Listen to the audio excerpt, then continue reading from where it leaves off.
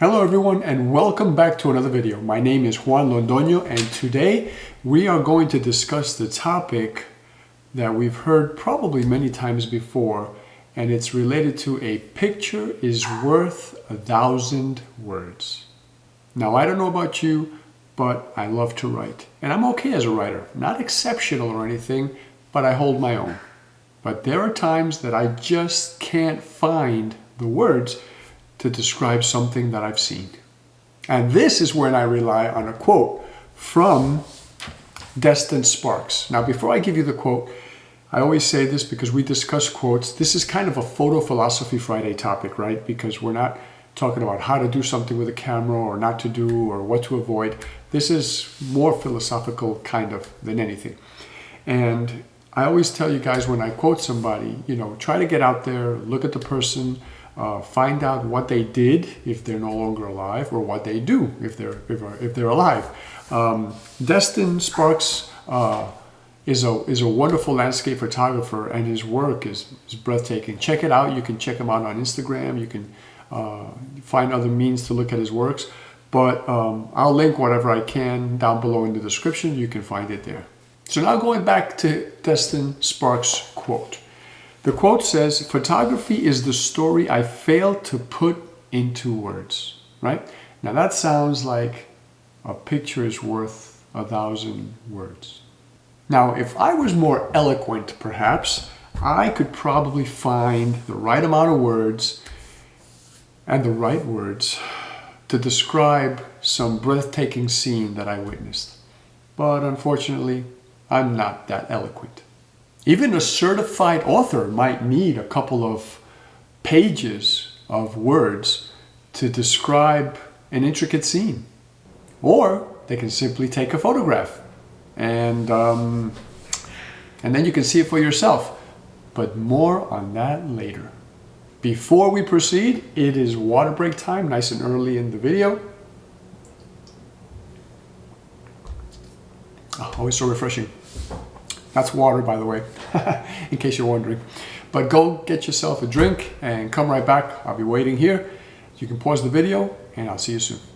So there are those of us that prefer reading a beautiful passage that describes, a gorgeous scene. And then there are those of us that just prefer looking at a picture or a painting of it. So back to the quote, a picture is worth 1,000 words, right? I don't know if that came before photography existed, so people had to paint it, and that was the picture they were talking about, or if now we're just talking about generally, whether it's photography or painting or, a sketch, whatever, right? A drawing, a pastel, a watercolor, whatever. A picture's worth 1,000 words, right? So a photograph falls into that picture category. I myself really don't go for one or the other. I kind of prefer seeing a beautiful image, right, of a place that's just, gorgeous, and then reading a little about it. Not really a description, because, I already have the photograph, right, or a painting of the scene, so I don't really need a description at this point, right? I've seen it. Instead, I like to read about the adventures in getting to that location, the location that the person painted or photographed, right? Some of the troubles they encountered, maybe some of the wonderful people they met along the way. Or how and what it made the photographer or painter feel. That, in essence, would complete the entire experience for me. Looking at this beautiful image, right? And then reading something that maybe connects me with it or helps me connect with the person that painted it or took the photograph, right? So, I sit back and I read a few paragraphs on, what they went through, the experience, what this location or scene made them feel, and that just brings it all together. Now, I said I would come back to the point about the author that takes a photograph describing a scene instead of writing extensively about it. So here we are. The reason I wanted to come back to the point is because it really does depend on whether the author can take a good enough photograph that does justice to this beautiful scene. If the author has no clue how to use a camera, or maybe just no clue of photography in general, then maybe the author is better off sticking to words, right? And we can read about it.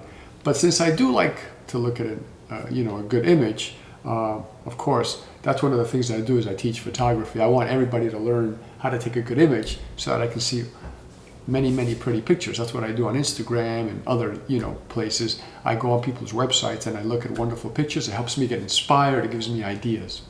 So talking about the author and whether the author is going to take a picture and present that to us or write, and if he or she is an author, they're probably going to write, but assuming they can take a decent photograph, which is something I would prefer because it saves me a little time, although I do like to read.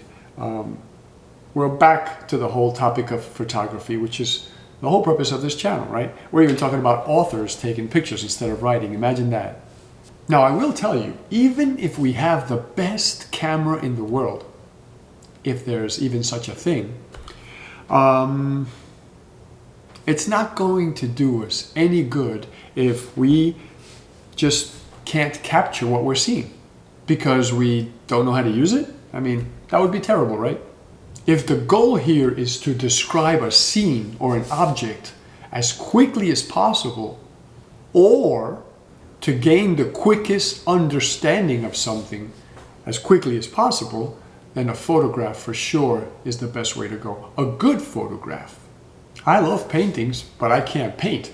Now, if I could paint, that would be a great way to describe something I'm seeing, but that would take even longer than writing eloquently about it. So we're still back to, if you need to get that quick idea of, something that's just breathtakingly beautiful, you just want to take it all in quickly, we're still back to to a photograph, right? Unless it's already been painted, right? But if I'm at a place and I want to capture something quickly and relay it quickly, I can write about it, I can paint it, or I can photograph it. And even though words can describe a scene or a subject fairly well, as we all have come to learn, right? Reading throughout our whole life, there are other things to consider when you are describing a scene.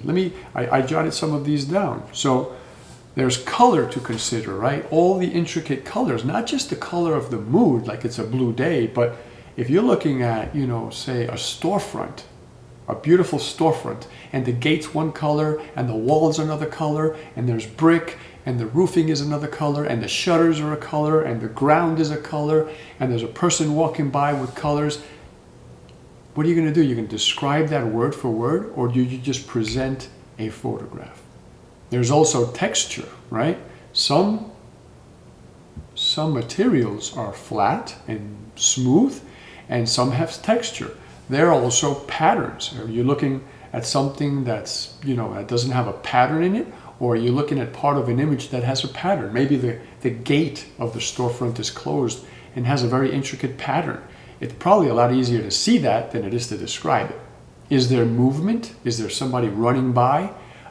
Is there somebody on a skateboard, on a bicycle? Is there something happening behind the person who's painting and photographing that you wish to relay? That's going to be a little harder unless you're looking at the reflection of the storefront, on the storefront, the glass window, and you can see, like, say, a double-decker bus going behind you, then you can capture that as well.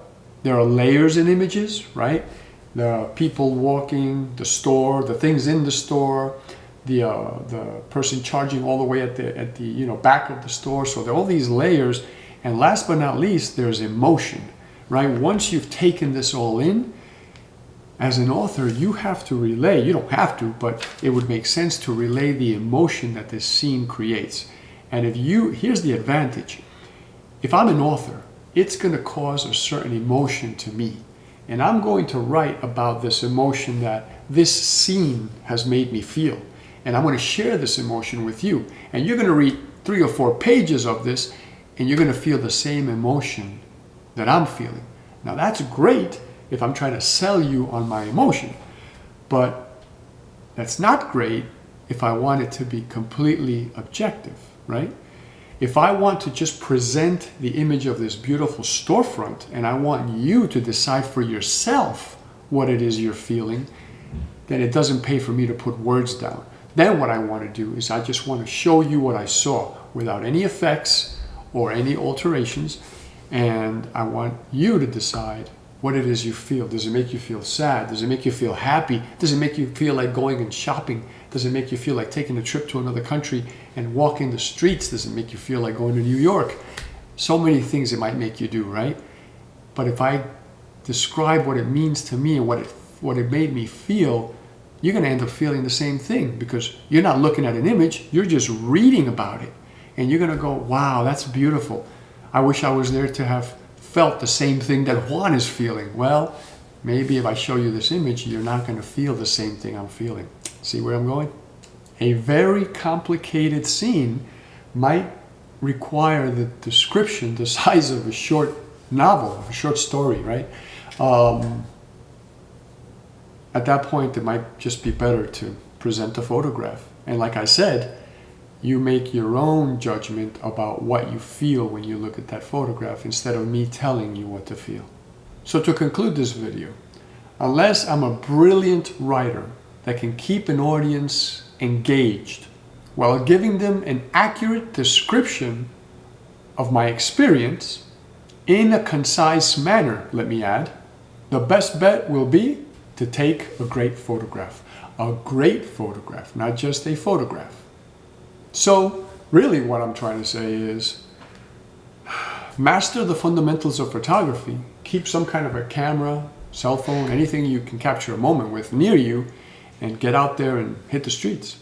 The topic today was basically, do you write about something, very thoroughly and describe a scene?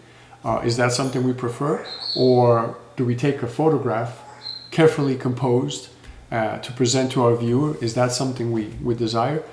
I think different people want different things, and I'm not saying there's a right or a wrong. Obviously, I'm more of a photographer than I am a writer, and I was probably a photographer first by a couple of years before I was a writer. I was writing my first poems at 12 and 13 years old, but I was taking pictures from the age of 11. So, I have a preference towards photography, but I do present that little clarification, my own clarification to you, which is that a photograph might, unaltered by the way, might let you decide what it is you want to feel or what you feel from looking at a scene. Now, if I alter that photograph, if I give it a blue hue, if I make it darker, I can make it creepy. I can do all kinds of stuff with the contrast, saturate the colors. But I'm not talking about that, right? I can make you feel basically what I want you to feel. And, as photographers, we have the ability to do that. That's not what we're talking about here. I'm talking about presenting a scene as best and accurately as I can. And I'm going to either do it with a photograph or I'm going to do it by writing about it. An author, of course, somebody who writes is going to want to write about it. That's going to inspire them. It's going to challenge them to see if they can actually describe that scene in words, right? That's beautiful. And I don't mind reading. I love reading. And I love to read stuff like that. But after I read something like that, being a photographer, I'm going to say, man, if I could only take a look at what that person saw.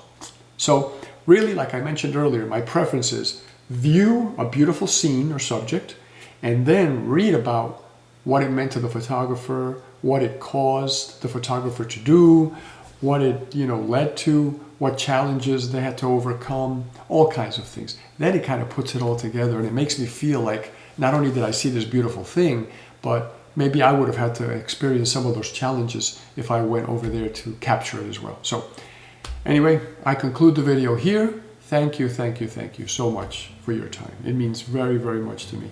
I am extremely happy to be here. Every single week I do a video. I love being here with you guys, and I appreciate your time. So from the bottom of my heart, as always, and I really do mean it, thank you. I wish you the very best. Please take care of yourselves, drink your water, and I'll see you in the next video. Ciao for now.